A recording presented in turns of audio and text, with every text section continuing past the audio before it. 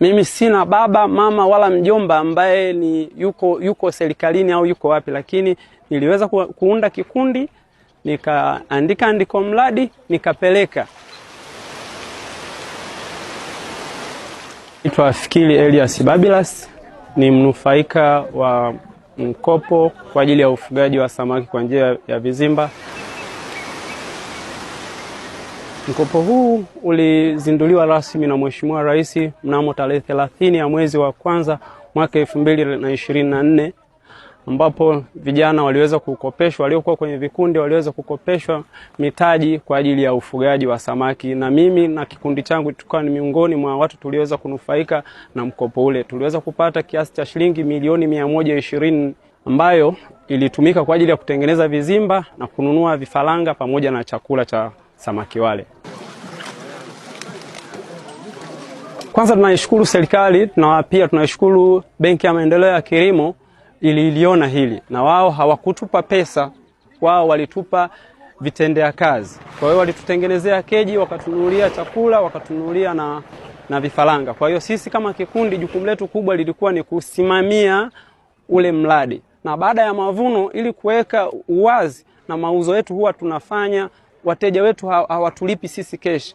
Pesa zote tunazozikusanya tunaziweka moja kwa moja kwenye benki. Kwa hiyo mteja anakuja, kuna mawakala wa benki analipia kwa wakala, sisi anatupa risiti. Kwa hiyo sisi tuna uwazi, hatushiki pesa moja kwa moja mkononi, ili kuondoa hiyo dhana ambayo vijana wengi wakipata hela kidogo vikundi vinasambaa, lakini sisi tumeweka utaratibu mzuri ambao pesa inakuwa salama.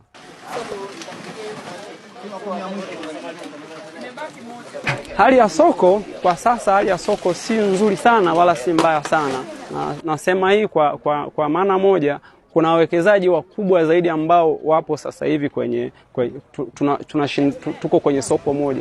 Kwa mfano, kuna mtu amewekeza zaidi ya bilioni 20, wewe umewekeza milioni 100, hamwezi mkashindana kwenye soko. Lakini kwa soko sasa hivi sio zuri sana na wala sio baya, ni la wastani. Nipende kuishukuru serikali ya awamu ya 6 kwa kuweza kuwaona kundi la vijana. Kundi la vijana ni kundi ambalo kidogo lilikuwa limejaribu kusahaulika, lakini tunashukuru serikali kupitia Benki ya Maendeleo ya Kilimo TADB kwa kuweza kuamini vijana. Maana mkopo huu tuliopewa haukuwa na dhamana yoyote. Hatukuwa na chochote cha kuweza kukiofa kwenye benki ili tuweze kupata mkopo huo. Maana kuna vijana kwenye kikundi, sisi tuko vijana 6.